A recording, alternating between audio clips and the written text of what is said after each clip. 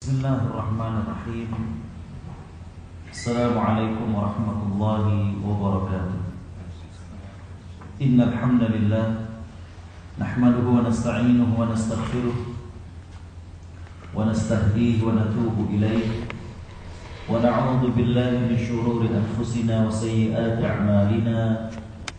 Man yahdihillahu fala mudilla lahu wa man yudlil falan tajida lahu waliyyan mursyida. نشهد أن لا إله إلا الله وحده لا شريك له ونشهد أن محمدا عبده ورسوله. اللهم صل وسلم وبارك على نبينا محمد وعلى آله وصحبه ومن سار على نهجه واستنى بسنته إلى يوم الدين. سبحانك لا علم لنا إلا ما علمتنا إنك أنت العليم الحكيم. وسبحانك لا فهم لنا إلا ما فهمت لنا إنك أنت الجواد الكريم. وقل ربي زدنا علما وبعد. Hadirin hadirat ikhwatal iman rahimakumullah. Puja dan puji kita hadirkan kehadirat Allah Subhanahu wa taala atas limpahan rahmat dan karunia-Nya kepada kita. Betapapun manusia jauh dari Allah Subhanahu wa taala, tapi Allah Maha Pengampun dan Allah Maha Penyayang, sehingga Allah Subhanahu wa taala tidak pernah memutuskan rezekinya kepada kita. Itulah karenanya dalam ayat Al-Qur'an sering Allah gandengkan sifat Allah Ghafur dengan sifat Allah yang lain yang menunjukkan Allah Maha Penyayang, yaitu Rahim. Karena hadirin ikhwatal iman rahimakumullah, Allah bukan saja memaafkan dan mengampuni hambanya, bahkan di saat sang hamba tersebut masih lagi jauh dari Allah Subhanahu wa ta'ala, Allah tidak pernah memutus nikmatnya kepada kita. Hamka pernah mengatakan bahwa berbahagialah mereka yang mengenal Allah, raja di atas para raja yang membalas kesalahan hambanya dengan tidak memutuskan nikmat kepadanya. Karena itulah hadirin khotal iman rahimakumullah, sudah semestinya lah kita malu kepada Allah Subhanahu wa ta'ala sekiranya ada nikmat yang Allah karuniakan kepada kita dan belum kita syukuri. Sekiranya kita masih jauh dari nilai-nilai agama yang dianjurkan oleh Allah Subhanahu wa ta'ala. Saya pernah mengatakan hadirin khotal iman, tiada penderitaan yang lebih menyakitkan kecuali kita dijajah oleh diri kita sendiri. Kita tidak mampu bangkit dari kubangan maksiat yang kita bergelimang di dalamnya. Kita tidak mampu keluar dari hidup kotor. Hadirin khotal iman rahimakumullah, orang-orang yang terus berkuban dalam kemaksiatan seperti ini, yakinlah bahwa diri mereka berada dalam kesedihan dan kegalauan. Mungkin dia bisa menghibur diri dengan mengadakan pesta dan berada di tengah keramaian orang, tapi orang yang seperti ini tidak dapat menafikan bahwa dia merasakan kesunyian yang paling dalam jauh di lubuk hati dia. Karena itulah hadirin khotal iman rahimakumullah, kembali kita bersyukur kepada Allah Subhanahu wa ta'ala yang masih lagi memberikan banyak kenikmatan kepada kita, sekaligus menjadi sebuah kesempatan bagi kita untuk segera kembali kepada Allah Subhanahu wa ta'ala sebelum Allah Subhanahu wa ta'ala mengakhiri daripada kehidupan kita. Salawat dan salam semoga tercurah kepada junjungan kita Nabi Muhammad sallallahu alaihi wasallam yang sungguh kita harapkan syafaatnya. Kita harapkan mudah-mudahan dengan kita merutinkan berada dalam majelis ilmu yang dikatakan sebagai taman surga Allah Subhanahu wa ta'ala di dunia ini, mudah-mudahan ini sebagai bentuk wujud kecintaan kita kepada baginda sallallahu alaihi wasallam. Dan kalau kita cinta kepada baginda sallallahu alaihi wasallam, maka ini merupakan modal yang pertama dan utama untuk bisa masuk surga dengan beliau.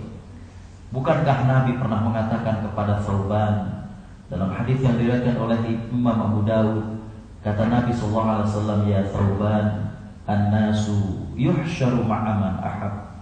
Wahai Thauban, manusia akan dikumpulkan oleh Allah Subhanahu wa ta'ala di surga bersama orang yang dia cintai. Seolah-olah Nabi ingin mengatakan bahwa bukan mustahil kita satu surga dengan Nabi sallallahu alaihi wasallam. Syaratnya adalah kita cinta kepadanya. tapi cinta yang harus kita buktikan dengan bagaimana kita meneladani baginda sallallahu alaihi wasallam. Hadirin ikhwatal iman rahimakumullah, sebelum kita mengkaji dan melanjutkan sahabat yang dinyatakan al-ashr al-mubasysyaruna bil jannah, sahabat yang dijanjikan masuk surga, maka ada satu hal yang diamanahkan kepada kami untuk menjadi bahan tausiah di antara kita, yaitu berkaitan tentang tawakal. Hadirin ikhwatal iman rahimakumullah, yang menariknya adalah bahwa dari beberapa kitab hadis, pembahasan tawakal biasanya diawali dengan al-yaqin. Karena itu hadirin ikhwatal iman rahimakumullah, sebuah ayat yang Allah Subhanahu wa taala sampaikan dalam surat Al-Imran, A'udzu billahi minasyaitonir rajim, fa idza 'azamta fatawakkal 'ala Allah. Sebelum Allah Subhanahu wa taala memerintahkan kepada kita untuk bertawakal, maka kunci daripada itu semua adalah al-azmu. Al-azmu hadirin ikhwatal iman rahimakumullah adalah ketenangan batin dan kebulatan tekad. Inilah yang ternyata menjadi faktor terkuat untuk orang bertawakal kepada Allah Subhanahu wa taala.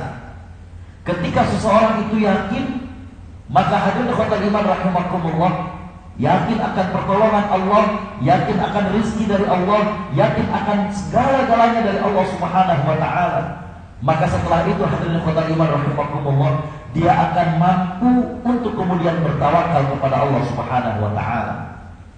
Ketika ketenangan batin itu tidak didapati oleh seorang manusia, ketika kebulatan tekad itu tidak ada pada dirinya, maka hadirin ikhwatal iman rahimakumullah, yang ada adalah tawakal yang setengah-setengah.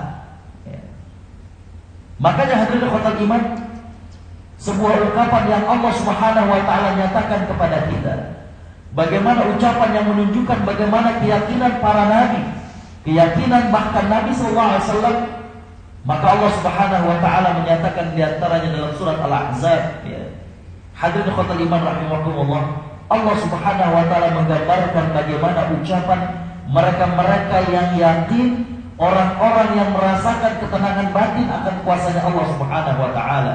A'udzu billahi minasyaitonir rajim. Walamma ra'al mu'minuna al-ahzaba qalu hadza ma wa'adana Allah wa rasuluhu wa sadaqa Allah wa rasuluhu wa ma zadahum illa imanan wa taslima. Dan ketika orang-orang yang beriman melihat golongan-golongan, kelompok-kelompok yang akan menyerang kepada mereka, maka mereka dengan yakin, dengan tenang, maka mereka mengatakan hadza ma wa'adana Allah wa rasuluh. Inilah yang Allah Subhanahu wa taala janjikan kepada kami. Wa sadaqallahu wa rasuluh, dan maha benar Allah dan Rasulnya terhadap apa yang mereka janjikan. Hadirin ikhwatal iman rahimakumullah, karena itu masalah tawakal erat kaitannya dengan keyakinan hati kepada Allah Subhanahu wa taala. Karenanya hadirin ikhwatal iman rahimakumullah, ketika kita melihat bagaimana Allah Subhanahu wa taala menjelaskan tentang tawakal dalam surat Al-Anfal, maka Allah mengawali dengan masalah ketenangan batin. Allah Subhanahu wa taala menyatakan dalam surat Al-Anfal, A'udzu billahi minasyaitonir rajim, innamal mu'minuna alladzina idza dzukirallah wajilat qulubuhum wa idza tuliyat 'alaihim ayatuhu zadatuhum imanan wa 'ala rabbihim yatawakkalun. Sesungguhnya orang-orang yang beriman, apabila mereka disebut nama Allah, bergetar hati mereka, dan apabila dibacakan ayat-ayat Allah Subhanahu wa taala, maka bertambah keimanannya, dan kepada Tuhan mereka lah mereka bertawakal. Jadi hadirin ikhwatal iman rahimakumullah, seorang mukmin setelah dia berusaha, kemudian ada suatu ketenangan dalam dirinya, maka hadirin ikhwatal iman rahimakumullah, ketenangan inilah yang disebut dengan al-azmu. Maka setelah demikian dia bertawakal kepada Allah Subhanahu wa taala. Hadirin ikhwatal iman rahimakumullah, kita menyaksikan bagaimana orang-orang yang tawakal kepada Allah Subhanahu wa taala, maka Allah Subhanahu wa taala akan menunjukkan kuasanya kepada mereka. Di antaranya adalah Allah Subhanahu wa taala akan memelihara kepada orang-orang yang betul-betul bertawakal kepadanya. Allah akan melindungi orang tersebut. Tidakkah kita ingat hadirin ikhwatal iman rahimakumullah, dengan sebuah peristiwa yang diceritakan oleh sahabat Jabir bin Abdullah, di mana dalam salah satu peperangan, setelah usai peperangan, maka hadirin qadar iman rahimakumullah, Rasulullah SAW dengan para sahabat kemudian beristirahat.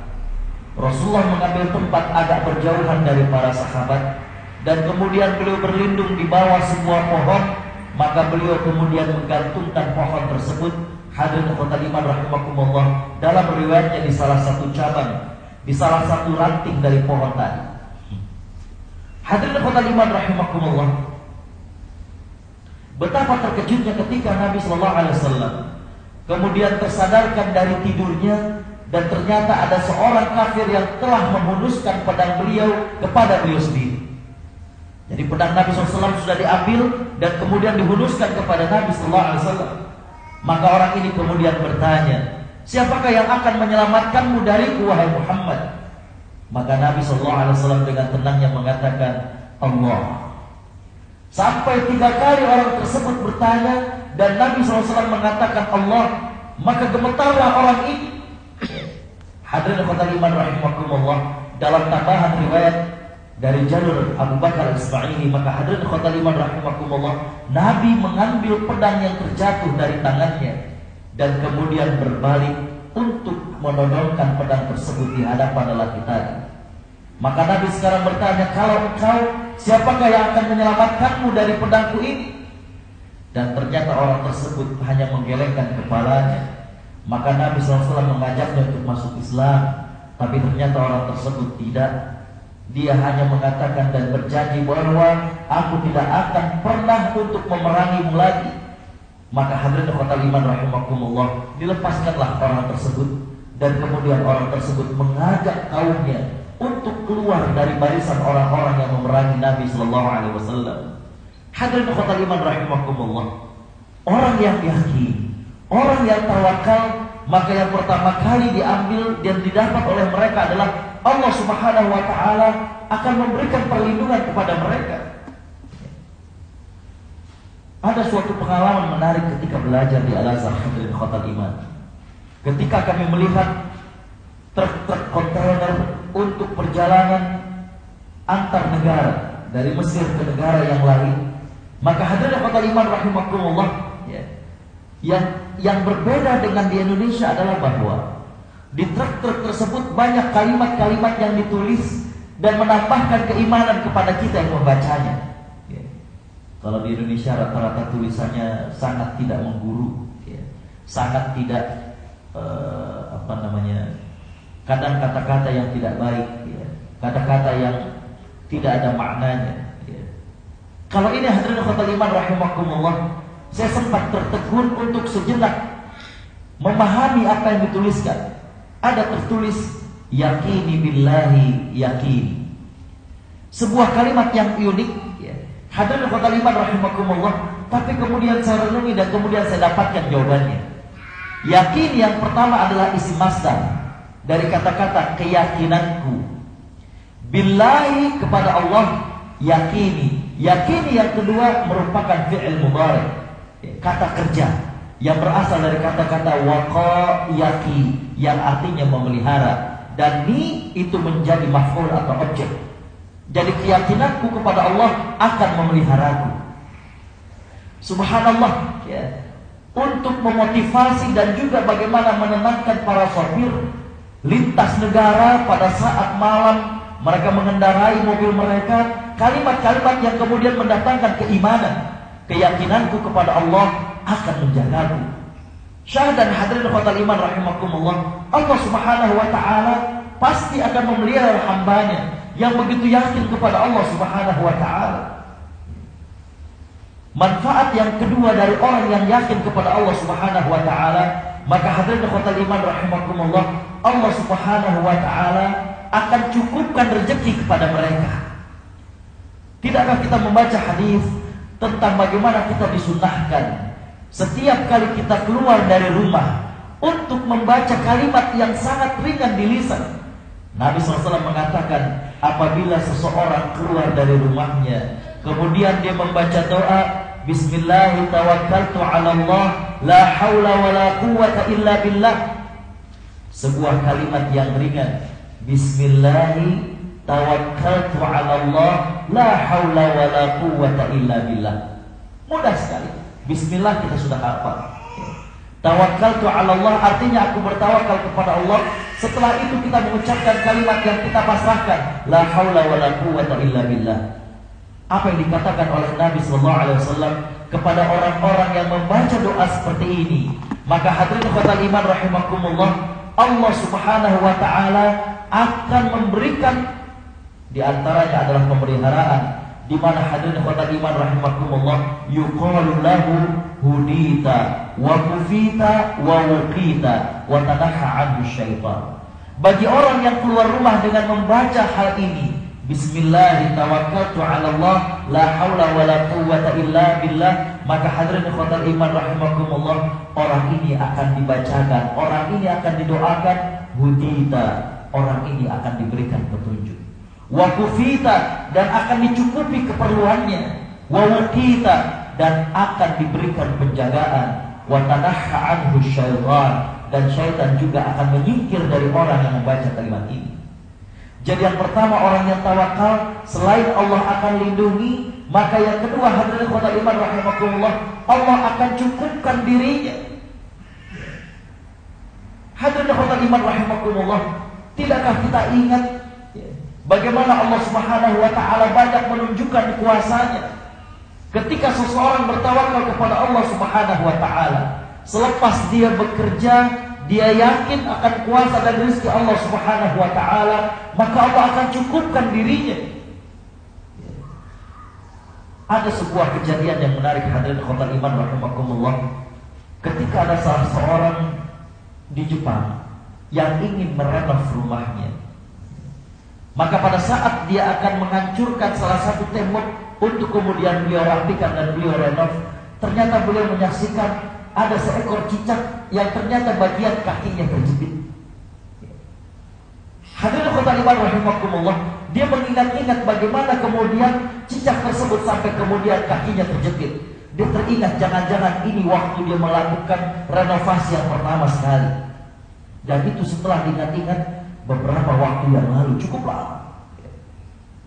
Maka hadirin ikhwatal iman rahimakumullah, yang menjadi bagian menarik bagi dia adalah dari mana cicak ini kemudian bisa makan dengan keadaan kaki yang terhimpit. Maka hadirin ikhwatal iman rahimakumullah, tidak memungkinkan cicak ini untuk mencari makan sendirian.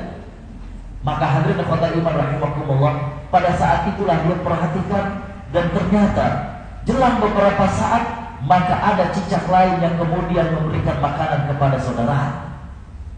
Hadirin ikhwatal iman rahimakumullah, kalau untuk hewan saja Allah sudah jamin rezekinya, maka hadirin ikhwatal iman rahimakumullah, bagi orang yang bertawakal kepada Allah Subhanahu wa taala, di sini Nabi mengatakan wa mufita, dan akan dicukupkan keperluannya. Cuma sayangnya manusia terkadang hadirin ikhwatal iman rahimakumullah tidak pernah puas dengan apa yang mereka lakukan. Maka itu hadirin ikhwatal iman, sahabat Abdullah bin Mas'ud beliau mengatakan bahwa ta'lamuna anna tama'a faqrun, ketahuilah, fahamilah, sadarilah bahwa serakah itu sebenarnya adalah kefakiran yang sesungguhnya. Karena ketika seseorang itu tamak, ketika seseorang itu serakah, maka hadirin ikhwatal iman rahimakumullah, dia tidak akan pernah merasa cukup, dan dia akan selalu merasa kekurangan. Itulah fakir yang sesungguhnya. Manfaat tawakal yang ketiga adalah hadirin ikhwatal iman rahimakumullah, orang tersebut akan mendapatkan surga Allah Subhanahu wa taala. Hadirin ikhwatal iman rahimakumullah, Nabi sallallahu alaihi wasallam menyatakan dalam hadis yang cukup panjang, yang dimana hadirin ikhwatal iman rahimakumullah, disebutkan bahwa Nabi sallallahu alaihi wasallam di sini mengatakan, diperlihatkan kepadaku sebagai umat, maka aku melihat ada mereka seorang nabi yang diikuti oleh kelompok kecil, ada nabi yang diikuti oleh 2 orang saja, dan ada yang nabi tanpa pengikut. Tapi kemudian hadirin ikhwatal iman rahimakumullah, diperlihatkan ada sekelompok manusia yang banyak, maka Nabi menyangka bahwa itu adalah umatnya. Tapi ternyata hadirin ikhwatal iman rahimakumullah, dijelaskan ini adalah Musa dengan kaumnya. Tapi setelah dilihat dari sudut yang lain, maka hadirin ikhwatal iman rahimakumullah, nampak kumpulan umat yang jauh lebih besar. Maka hadirin ikhwatal iman rahimakumullah, disebutkan bahwa di antara umat Nabi Muhammad SAW akan ada 70.000 dari umat Nabi Muhammad SAW, yang mana hadirin ikhwatal iman rahimakumullah, mereka akan masuk surga tanpa hisab. Di sini Nabi SAW mengatakan bahwa mereka itu adalah humul ladina la yarquna wa la yastarquna wa la yatatayyarun wa ala rabbihim yatawakkalun. Ada 70.000 dari umat Nabi SAW yang akan masuk surga tanpa mengenal hisab, tanpa dihisab oleh Allah Subhanahu wa taala. Dan mereka ini, kata Nabi SAW, yang pertama adalah la yarquna, mereka tidak pernah diruqyah. Wala yastarqun, dan mereka tidak minta diruqyah. Wala yatatayyarun, dan mereka tidak percaya dengan ramalan-ramalan. Wa ala rabbihim yatawakkalun, dan mereka bertawakal kepada Allah Subhanahu wa taala. Sejenak saya ingin menjelaskan kalimat mereka tidak pernah minta diruqyah dan tidak pernah meruqyah. Hadirin ikhwatal iman rahimakumullah, hadis ini sering difahami dengan keliru. Bahwa dimaksudkan dari hadis ini bahwa hadis ini melarang seseorang diruqyah ataupun meruqyah. Ruqyah itu sendiri, hadirin ikhwatal iman rahimakumullah, merupakan bacaan ataupun jampi-jampi. Dalam bahasa Arab kata-kata raqqa yuraqi artinya membacakan. Apa yang dibacakan? Masyarakat jahiliyah sebelum masuknya Islam dan sebelum datangnya Islam, maka apabila ada orang yang sakit, maka mereka membacakan kalimat-kalimat yang bentuknya adalah pujian kepada berhala mereka. Jadi kalimat-kalimat yang syirik. Maka setelah Islam datang dan Allah Subhanahu wa taala menurunkan Al-Qur'an, maka para sahabat pernah bertanya kepada Nabi sallallahu alaihi wasallam, bagaimana sekiranya ada saudaraku yang sakit, kemudian aku bacakan ayat Al-Qur'an? Maka Nabi sallallahu alaihi wasallam mengatakan dalam hadis riwayat Imam Muslim, kata Nabi sallallahu alaihi wasallam, la ba'sa, tidak mengapa, malam takun fiha syirkan, selama bacaan tersebut, selama ruqyah tersebut bukan mengandung hal yang musyrik. Jadi dengan demikian hadirin ikhwatal iman rahimakumullah, yang dimaksudkan dalam hadis ini adalah yang dilarang adalah mereka-mereka yang dalam mereka mengobati diri mereka, dalam atau pada saat mereka mengobati diri mereka ternyata menggunakan hal-hal lain dan bukan bertawakal pada Allah Subhanahu wa taala, bercampur dengan musyrik kepada Allah Subhanahu wa taala, bercampur dengan menduakan Allah Subhanahu wa taala. Tapi sekiranya ruqyah yang dimaksud adalah menggunakan ayat-ayat Al-Qur'an, doa-doa yang maksur dari Nabi sallallahu alaihi wasallam, maka hal ini tidak mengapa, karena itu merupakan ruqyah syar'iyyah, artinya ruqyah yang dibenarkan secara syar'i.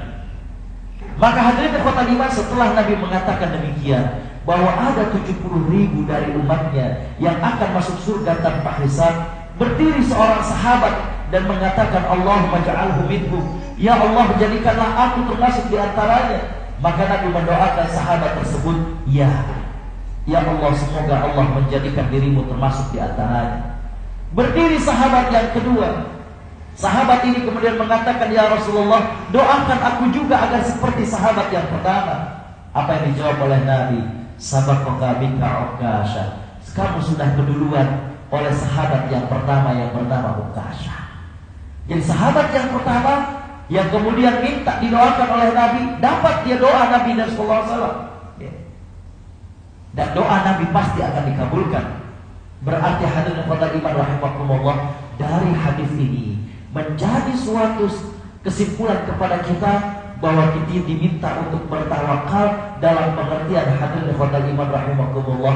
Pada saat kita berusaha, maka kita tidak mencari jalan yang dimurkai Allah Subhanahu wa taala. Dan bagi orang yang tawakal, maka mereka akan mendapatkan surga dari Allah Subhanahu wa taala. Hadirin ikhwatal iman rahimakumullah, itulah sedikit tentang tawakal kepada Allah Subhanahu wa taala.